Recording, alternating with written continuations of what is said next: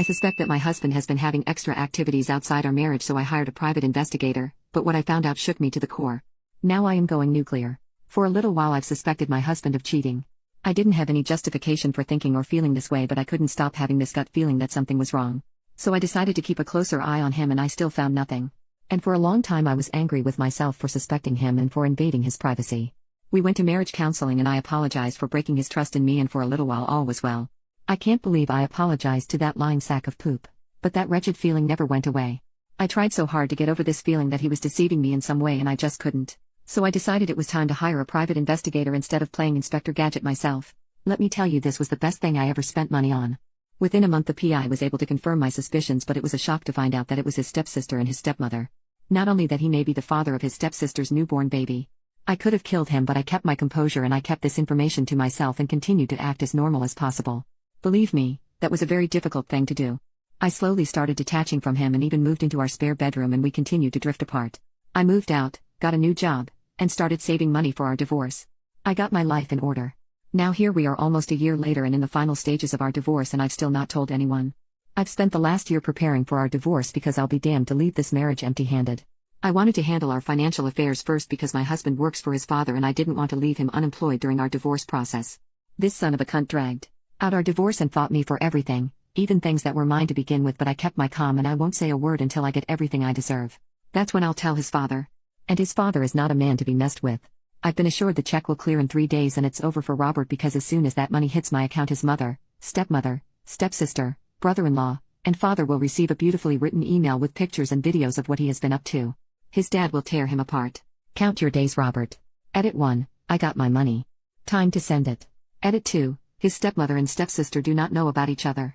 I don't know how long he has been intimately involved with them, but I do know it started in adulthood for all involved.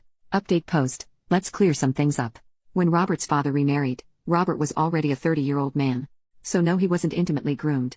And his stepsister was 31 when she met him. Again, no one here is being intimately abused. All involved were already well into adulthood when meeting and when they started to fug around. As for the money, well honey, that's money he owed me but was being a dick about giving it back. I invested in his business ventures and he refused to pay me my share. And that's not poop, I was willing to let it slide. You can't get a broke man to pay his debt. So fug yes, I wasn't going to let him be unemployed during our divorce. The aftermath, I sent the email as soon as I saw the money had hit my account. The first to call me was Robert and I picked up. The first words out of his mouth were, "You evil ass B." I replied with, "Your mama." And I ended the call. The second person to call me is the stepsister's husband. He was just heartbroken. He asked me a ton of questions and he asked for my divorce lawyer's information. We also discussed him getting a DNA test for all their kids. Through my brother-in-law, I found out that there was an all-out war between my stepmother and father-in-law. He tried to kick her out but she locked herself up in the bedroom. While father-in-law was throwing her poop outside, stepmother-in-law called her daughter for help. At some point stepsister and stepmother got in a fight. The fight was so bad that the neighbors called the police. In the scuffle to separate mother and daughter, they hurt one of the police officers and were arrested. They are still in jail because neither of them has anyone willing to bail them out. The following day I got a call from Robert telling me that his daddy almost ran him over. So he wanted to come to stay with me because he was scared that his daddy or brother-in-law would try to beat his ass again. Robert is scared to go home. His dad and brother-in-law are pretty much camped outside of his place and have already jumped him twice. Robert is terrified. He tried to stay with his mother and she told him that he had made his bed and should now lie in it. FYI, I am not done with Robert yet. I've got more planned for him.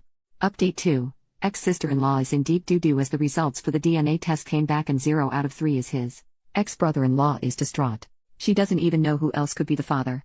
Heifer, how many men have you been vetting, besides your husband and mine? Like, I knew she was a trifling old bag of bones, but I never knew she was this cold. Brother-in-law has decided to cut ties for his own sanity as he feared he might act in a way that is outside his character. Now I feel bad for those babies, but I understand why he had to leave. Did we give a copy of the DNA results to everyone she knows? Yes, we did. Did I personally go out of my way to darken the steps of a church, give my testimony, and hand out copies of the DNA results? I sure did. Ex-mother-in-law and her daughter have cut ties and are silently hating each other, but they are image-obsessed, so they kept things cute and silent. But a heathen like myself prefers to be cute and audible, and I haven't forgotten.